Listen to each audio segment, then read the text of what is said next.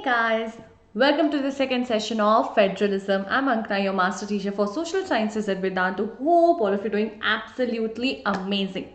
So let's quickly get started. The good news is that today we're going to finish this chapter. I know a lot of people were concerned that Mama midterms is approaching. How are we going to finish this? Please finish it before 1st October. So don't worry, we are towards the end of the chapter already. So let's move and quickly discuss the answer to the homework question given in the previous session. So the answer was B, state list. Now the people who have answered this fastest and the winners of the last round are Aditya Verma, Abhishek, the student physics channel, and Insha Khan. Congrats you guys, I'm so proud of you guys. Remember, the rest of you, all the other students out there, all you need to do is make sure that you are putting your answers quickly and very fast in the comment section, not just in the live chat, because that's where we pick the names from. And of course, don't forget to like the video and subscribe to the channel. Now, why is subscription to the channel important?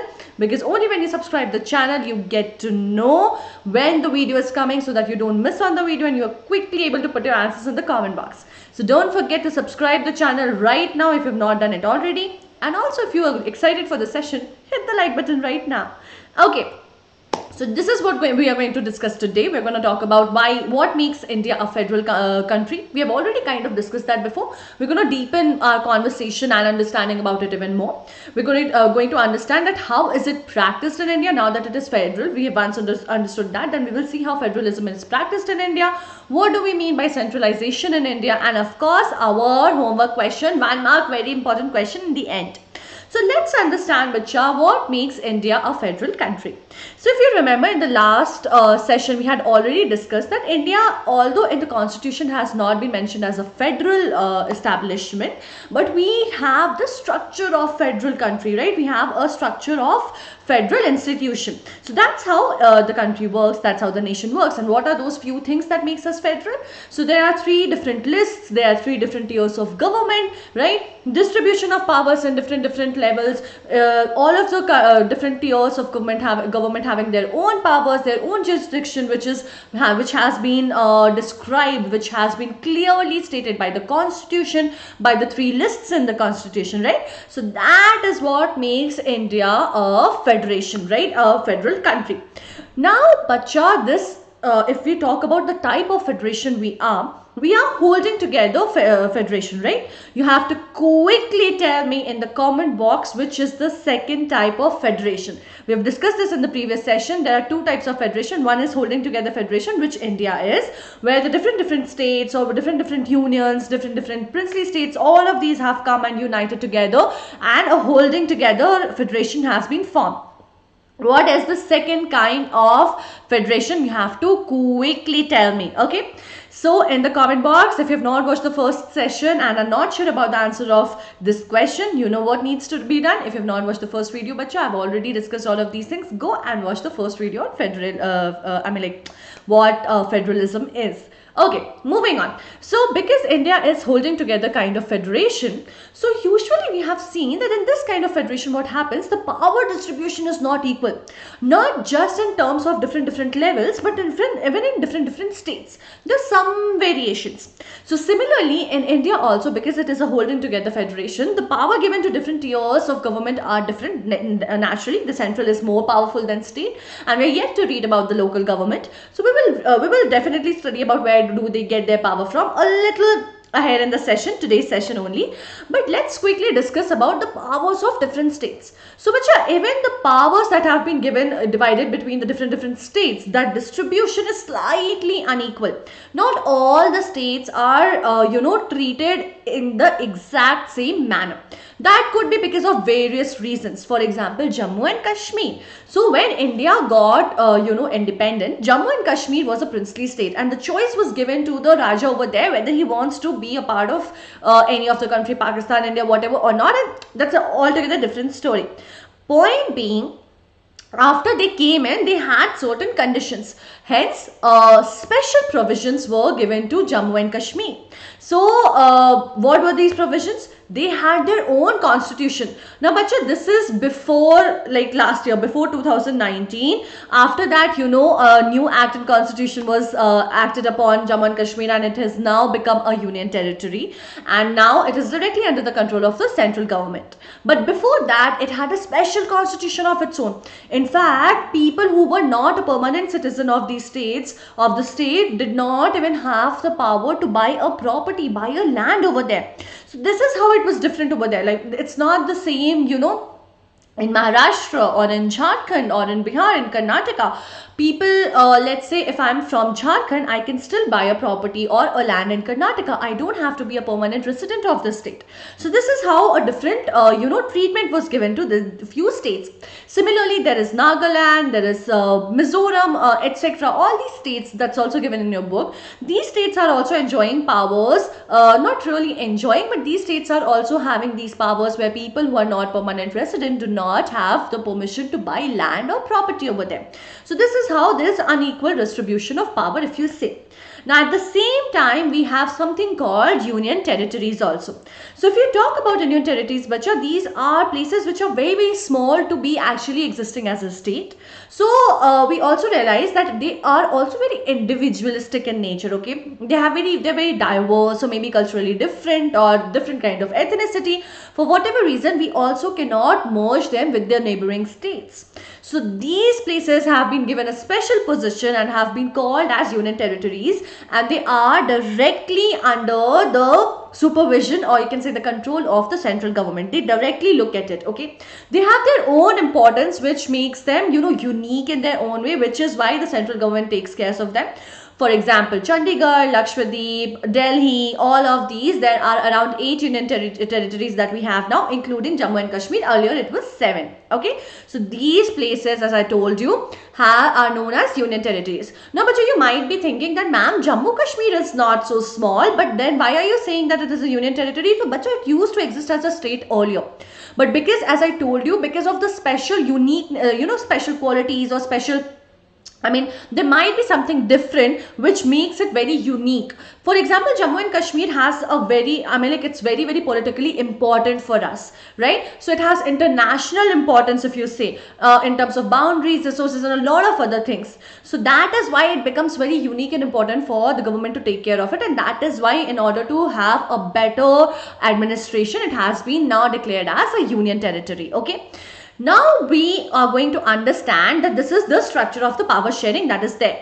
But what if people who are all of a sudden in the government, who are holding some power in the offices, who are a part of the government, who are part of the parliament, think of, hey, I'm not happy with this distribution of power. I'm on central government and I want more power from the state to be taken away, and I would like those things to do. What happens then? So, bacha, it's not easy for people to make these changes just like that in a snap. The government, the constitution has ensured that this process is not so easy, because see, these rules, constitution is a guidebook. Ultimately, who needs to follow it? A human being who is being elected, who's representing the citizens. Now, this person may want to exploit his power, right? So that is why the constitution has ensured that this process is just not happening like that. The changes, power sharing is so basic, the structure is so basic to the constitution that the parliament cannot decide just like that to change it. If there is any change that is proposed, it has to go through both the houses and has to get passed by majority of 2/3 in both the houses. Not just that, once it has been passed by both the houses, after that it has to be ratified. The consent has to be taken by the legislatures of at least half of the states. Unless all of this process is gone through, the changes cannot be made. So not so easy to make the changes in the constitution. So if anyone is thinking of exploiting of the power and make any changes all of a sudden just like that, it's not that easy. Now let's talk about the role of the government and the role of the judiciary. So if you remember, and if you don't remember, it means you have not watched the previous session. Again repeating guys, do go back and watch the previous session if you have not already, because a lot of things will not make sense of this session if you have not watched the previous session already.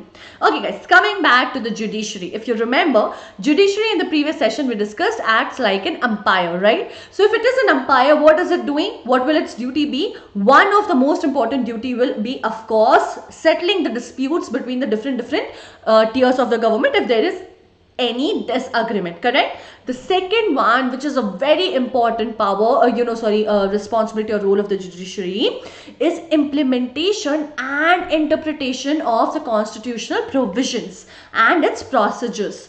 Why is that? See, it's a written book, right? And when you have a written text, you might have seen it in English poems also. When there's a text and the writer is not there, the correct interpretation of those written words is not being transferred. Translated or transferred, you can say. If I'm reading something, I can have a different interpretation, a different perception that I am forming by reading that. And the same could happen with you, which could lead to a certain disagreement or conflict or dispute.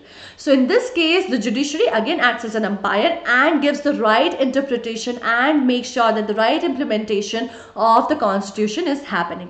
Now if we talk about the role of the government, so we were discussing that all these tiers exists as individuals, right? And they have their own powers, they have their own jurisdiction. So now in order to make sure that they are implementing all of this, they are executing all of this, they would need certain resources. Now where is this resources going to come from? So Bacha, they have the right to raise these resources by levying taxes on people. They basically collect taxes, and all of these taxes that are collected, what do they do with this tax? They actually use it for the execution, for the welfare of the citizen, for the purpose of, carrying out their responsibilities. Like if you think about, where do the government officials get their salaries from? Like the private organizations makes the profit and that is how they pay their employees. But how do the government pay their employees? So much of the police, army, all of these people, ministers, etc. get the money from the tax that is collected from the citizens. Not just that, all the development that is happening, all these schemes, subsidies, all of this, how is the government able to afford this? They are able to afford this by the money that they're collecting from the citizens for through the taxes. And that is why paying tax becomes very important. And so be a good citizen. When you move ahead, go ahead and earn good amount of money. Make sure that you are paying your taxes. Okay, now how is federalism practiced in India? If we talk about that, see, as I told you before also, constitution doesn't say that India is a federation. We by structure are like that. So how do we practice it? So bacha, initially when we started, it was not very clear. The structure was not very clear.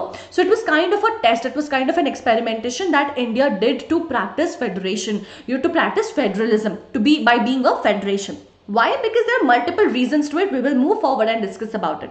But as I told you that it was like an experimentation, it was based on three things. These three experiments was carried out, and the success of this is what defines that India has been a successful federalism. Okay, so now let's see how do we practice it. But there's been one more reason. The reason why these experiments, why these tests have been successful is not just because we tried it and it just worked out. It is because of the nature of the democratic politics and how it is practiced over here in India. And what was the outcome of this? So the outcome of this is definitely the spirit of federalism, respect for diversity and desire for living together. Now let's talk about the very first experiment which we did was linguistic states. Having states, the distribution of the states based on their language, So bacha, when we got freedom in 1947, there were not so many states. There were fewer states. Now as we kept on moving forward, we realized that not just the government realized, what happened was different states based on their ethnicity, based on their diverse culture or their different cultures, or you could say based on their languages, started asking for a different state. See, it also made sense for them to have their own state so that the administration could be more stronger, could go on a deeper level and could be done more in a more justified way. So when this started, when the creation of the linguistic states that was being accepted by the central government, there was a fear. It was a major test. Why was it a major test? Because the government had its own fear, and we'll discuss about this fear within a minute, but let's quickly understand what happened. So as I told you, right after, like since 1947, a lot of new states have been created based on multiple things which we discussed. Now, what are these states? For example, Jharkhand, Chhattisgarh, Jharkhand, Nagaland, Uttarakhand. Lately, Telangana also got separated from Andhra Pradesh. So all of these places have lately been formed. Earlier, they were not there. So what was the reason? Because these people had their own demands based on language, ethnicity, geographical differences, and it made sense. But the government had its own concern, as I told you, because it could have also led to the disintegration of the country. See, people are getting divided. So it's highly possible that now they're asking for a different state. Eventually, they would ask for a different country. Maybe they would start asking to be a different country altogether.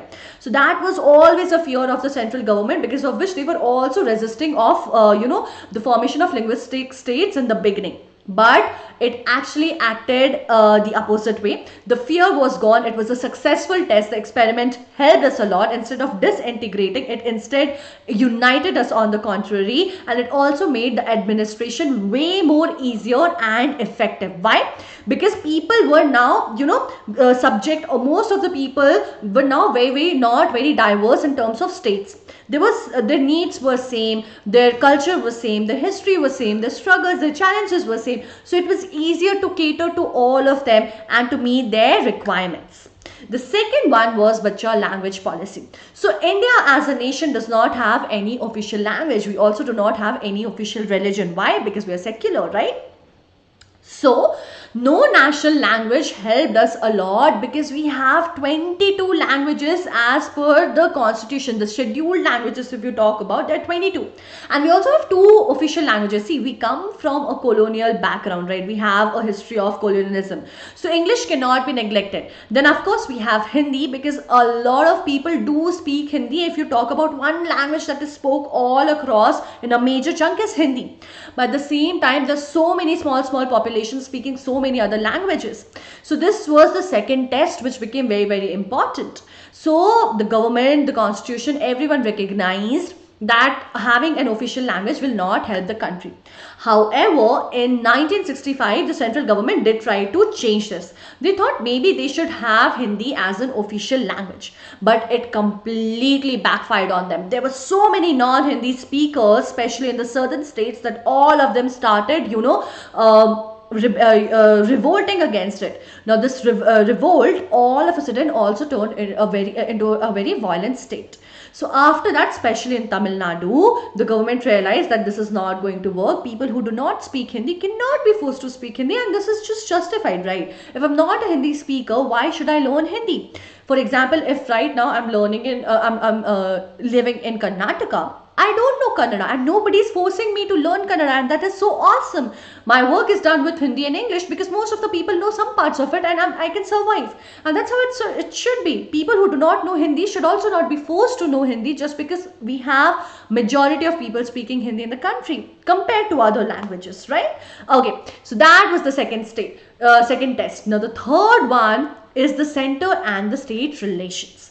So, bacha, right now how it is, it was not immediately after when we got independence. Now, why was that? See, right from the beginning, right from the time where we have been having struggles against, against the colonial rule of the Britishers for freedom, one of the party was established at that time, and their legacy, their existence has been for so long that they, despite of India being free, opposed the freedom, also kept on ruling for a very long period of time.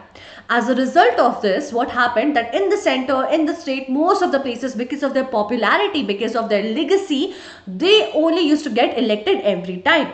Now, in this case, if there was a government in any of the state which was different, which was of a different party, there used to be a differentiation, right? And there was some sort of partiality. What they used to do was they would not try to listen to the requirements or of the state, or they would try to undermine their power by limiting it. They would sometimes even dismiss the government of the state of the rival party without any proper cause.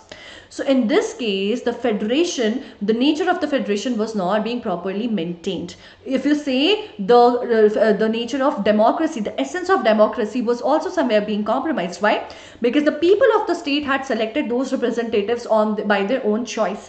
But because their majority in most of the state and the center was some other party, they were undermining their power. They were undermining the spirit of federalism. So now after this was recognized, and after 1990, this was now being changed. How did this change, bacha? So rise of different political parties in the regions, right? In the respective regions, regional political parties started coming up. A lot of parties started coming up, and they were being recognized by the people. They were now better representatives of people's interest, as a result of which they started getting elected. And now there was not just this one party because of legacy or the popularity who would get elected. A lot of people were getting elected, as a result of which none of the governments maybe were able to form majority government. So they would come together and form coalition government. Okay? So this led to a development of a new culture, a new kind of power sharing. We have discussed in power sharing that power sharing is not just done in different tiers, but also between different parties. So this is how it started. Different new culture of power sharing came, and this was also supported by Supreme Court. So by keeping in mind how it was earlier during, like, before 1990, how this one party was undermining or limiting the powers of the state or undermining the spirit of federalism, Supreme Court also made it difficult for the central government, because it was required to change the state government just like that arbitrarily. It was not allowed anymore. The process became more complex. They needed to have more concrete reasons, and the process was more structured now, made by Supreme Government. Now, if you talk about what is coalition government, so it is basically a government that is formed by coming together of at least two parties. It could be more than two parties. What happens, in order to form government, any party needs to have majority of the seats in the house, right? If they do not do that, if they want to form the government, they'll have to seek those seats and mix up and have a partnership with different parties to prove their majority. If they're able to do that, then they can form the government. So this is known as coalition government. Okay, usually partners in a coalition form political alliance and adopt a common program. Right now also we have a coalition government. You have to tell me which alliance do we have in our country at this point. So, if you talk about the distribution of the states in India, if you remember, we have discussed about Belgium, we have discussed about Sri Lanka, and the country size of these nations was actually equivalent to one of our states of Haryana. In fact, lesser than that. Similarly, if you talk about country like country like Germany or other country like I'm not able to recall, Russia, for example.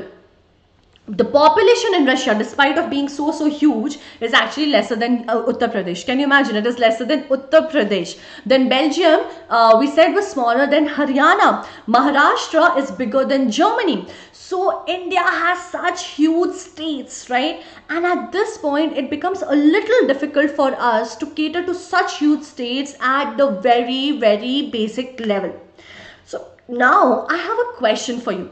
Imagine you want to build a building for a huge number of for a big number of people. They're going to live they're going to be a lot of people inside that. Now this building naturally has to keep going up and up and up. I mean, like, it's going to be huge. Which part do you need to focus the most on while building this building? Think about it. When you're trying to stand, when you're erecting this building, what is the most important part that needs to be focused on first of all? Do you focus on the top floor, or do you focus on the fundamentals? Do you focus on the basic? Do you focus on the ground floor so that the base is stable? Think about it, guys. Obviously, we will focus on the basic, right? The basic layout, the fundamental of the building, because if the building block, the very basic, is not strong, the whole building is going to fall down. So strengthening the roots is very important, and that is what was realized in 1992 by our constitution also. And then came decentralization. Now we will understand more about why decentralization happened and what is decentralization. But coming to the point, why we discussed that the states in India are bigger than the other countries is because, see, the entire country is of that size, so it becomes easier for those countries, despite of having less number of states or despite of having just two tiers of government, to rule the to run the governance, to rule the country, to run the country very easily by serving each and every citizen. But in a country like India, where the states in itself is so large and so diverse, it becomes difficult to cater to everyone, because a lot of times we are not even able to reach out to the people in the very remote, in the very countryside areas. So this is what was realized by the constitution, and that is why we came up with the third tier of government, and decentralization of power happened. Now, Bacha, what is decentralization? So first of all, let's understand decentralization. So decentralization is the power was centralized in two places. Now I took the power from the center and gave it to others. So basically the power of the center and the state was taken away and given to the local governments, and this is known as decentralization. As I told you, the need was recognized by constitution because they figured that the center is way away from the citizens. So state government is there. That was the idea of having the state government, to make sure that the needs of the people are being met. But the needs of the people of cities and towns is easier to be met because they are more active, they are more aware. What about the people who are not aware, people who are not so reachable? So that is what was realized, and in order to deepen this, the reach of the democracy, a third tier was introduced, which was local government. Now, as I was telling you, why was this done? Number one was, people figured that a lot of problems need to be settled at a local level. They do not have to be brought at the state or the center level because it did not make sense. They can be sorted out for the easier governance, for easier administration, for more effective governance and administration. It's better if they're sorted out at the local level itself, because they're not as important or they're not as complicated. Okay, they can be taken care of then and there. It just consumes more time and more resources and gets more complex for no reason at all. At the same time, if we are solving the problem at the local level itself, people who are doing it over there have the context better. They know the scenario, the background of the place better, and they can make better decisions than a person sitting in the state or central level can, right? At the same time, they're more aware of what kind of expenditure, what kind of management needs to be run there. So this is what was realized, and hence decentralization and importance of local government was figured out, and this was done. At the same time, people also realized that the principle of democracy is what this is, right? At the same time, people also felt that they need to inculcate, they need to involve, they need to get used to the habit of democratic participation, which was not happening at the very basic level. So in order to enhance that, in order to make sure of that, this was again introduced. That was another reason. Now, as I told you, this step was taken after 1992. It became even more important. So, bacha, initially when the third tier was introduced, it was not very effectively being executed. It was not very effectively being into power, was in power. Why? The elections were not very regular. It was very irregular in nature. The power given to the state government, given to the local government, it has to be given by the state. So in a lot of places, the states were not giving the due power to them. They were not giving the due resources to them. See, the state gets its power and resources from center, and the state has to transfer it, kind of, you can say, pass it on further to the local government. It definitely varies from state to state, but it has to be done. So a lot of states were not doing that, as a result of which it was not effectively functioning. So after 1992, this was realized, and then a lot of regularization came into place. For example, regular elections. Then the seats were reserved for the scheduled castes, scheduled tribes, backward classes, which is happening on the state and the central level.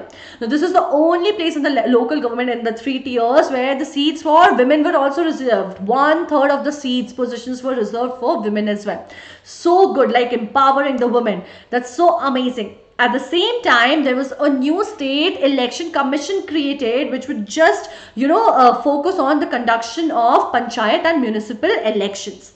But of course, the state governments were still required to share some powers and revenue with the local government, with these government bodies, which was challenged earlier and which is still somewhere a challenge, but the state government still needs to do that. Now, let's look at the structure of the local government. So this has been further divided into the rural areas and the urban areas, right? The village areas and the town and cities wala areas. So under the rural areas, first of all comes the Gram Panchayat, then is the block or the Panchayat Samiti, and then is the Zila Parishad. So this is more in ascending order. The basic is Gram Panchayat and it moves on forward. For urban areas, in smaller towns, in smaller cities, in smaller cities, we have municipalities. For bigger cities, mega cities, even cities are of such big sizes, right? In big cities, we have municipal corporations. It depends on the population of the place. So let's talk about rural government, how they function, how are they formed. So bachcha, sabse pehle, as I told you, first of all comes the Panchayati Raj, right? That's how it is known as. It is also known as Gram Panchayat. Now this is mostly, what is it? So it is basically a council of several members, several ward members who are elected by the adult population of the place, of that village, of the local area. So they form this council who make decisions on the local problems of the village. Now these people conduct Gram Sabha, which happens, let's say, 2 to 3 year, twice to thrice in a year, 2 to 3 times in a year. Okay. Now as I told you, members are directly elected by the adult population, and this is basically the decision making body. It's a council which takes the decisions of the about the problems in the villages. Now they have a head which is called, also known as the president or the sarpanch.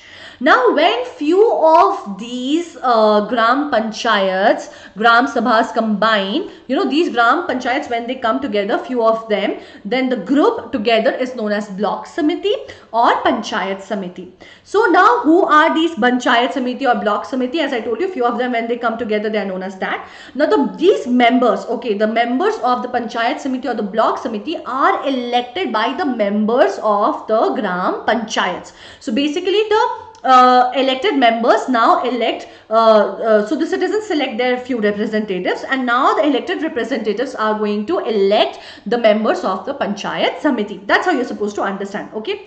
Now all the Panchayat Samitis together in a particular district, when taken together, are known as Zila Parishad. Zila in Hindi, Zila in English is known as district. Zila is the Hindi term for district. So you can simply understand that all the Panchayat Samiti, all the block samitis in a particular district is known as district Samiti, district Parishad or Zila Parishad. It's not district Parishad. I'm just making saying this for you so that it's easier for you to understand. Now most of the members of the Zila Parishad are elected. They could be the MPs or the MLAs or the officials of the district as well. Okay. So this is what Zila Parishad, Panchayat Samiti and Gram Panchayat is for you. Now if we talk about the bodies in the urban areas, as I told you, for towns we have municipalities and we have municipal corporation for the big cities. Quickly going back, the chairperson, because it just slipped out of my mind, the chairperson of the Zila Parishad is also the political head, is also actually the political head of the Zila Parishad. Similarly, the chairperson of municipal corporation is the political head of the municipality. For if we talk about so if we talk about municipal corporation, we have mayor over there. So in municipalities, we have the chairperson who will be the political head of the municipalities, and for municipal corporation, we have mayor. Okay. Now both are constituted by elected bodies consisting of people's representative. So what do we conclude out of this? So bacha, you would actually be amazed to know that these are the positive things that came out of this third year, that came out of decentralization, was that women got more and more empowered, right? They got more exposure. How? 1/3 of the seats were reserved for them. Naturally, that definitely improved their status because they were now being represented more. At the same time, we actually became the largest experiment in democracy with the local government, and it did become successful. Around 36 lakh people are elected at the level of, panchayats and municipalities. Okay. Now the constitutional status, if you talk about, of the local government has helped us to deepen the reach of the democracy. We are able to reach more and more people. But at the same time, we have certain challenges as well. As we discussed, maybe these elections, a lot of times the Gram Sabha elections do not happen regularly, which was a challenge earlier also, it's still there. Let's say when the elections are happening regularly, the panchayats are being elected regularly, the sabha that they do, the meetings that they do not happen regularly. So that's another challenge. Okay. After that, we know that the resources and the powers of these local bodies are actually received by the state government. So a lot of places the state government do not grant that to them. They do not transfer the significant powers to the local governments. They are not provided proper resources. That's more challenging.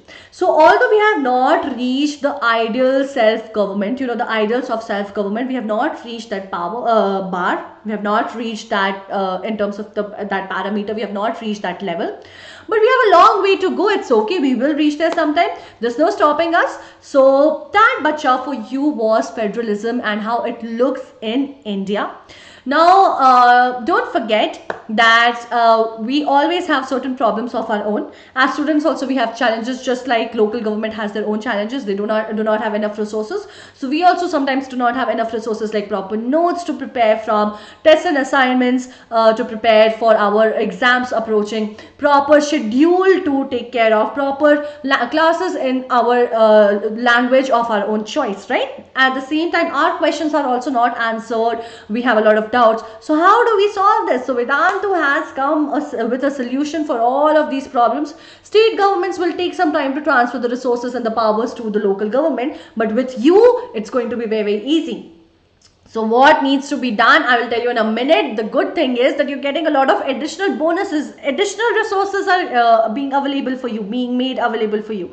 So you get a lot of live classes apart from the doubt clearance, notes being available for you, choice of schedule, of language, multiple tests and assignments, exposure to preparation of competitive exams. You also get to have unlimited live classes, micro sessions, crash courses, performance reports, and of course personalized attention, one-on-one interaction with your master teachers and class teachers. How awesome is that?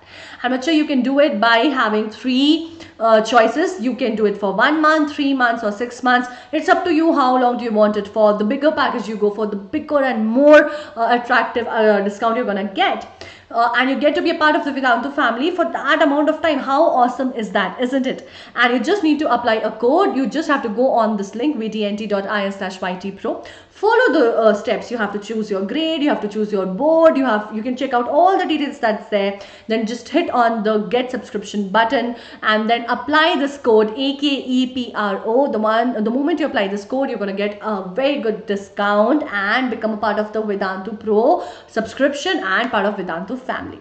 Okay, I'll be waiting for you guys in the live sessions. Meanwhile, let's quickly look at the homework question. The system of Panchayati Raj involves village and state levels, village district and state levels, village state and union levels, or village block. But I'm so sorry, this is going to be block, it's not block. Village, block and district levels. So guys, with this we have come to the end of the chapter of federalism. Second chapter has been finished, the end of the session. Don't forget to put your doubts in the comment section so that I can pick it up in the doubt and the Menti session. Do tell me how did you like the video, and if you did, don't forget to hit on the like button and make sure you're subscribing to the channel so that the moment we come up with the doubt and the Menti session, you get the notification immediately and you do not miss on it. But I'm repeating it again, don't forget to put your doubts in the comment section. I'll see you guys very, very soon. Till then, stay home, stay safe guys, take good care of yourselves. Bye-bye. Have a great day ahead.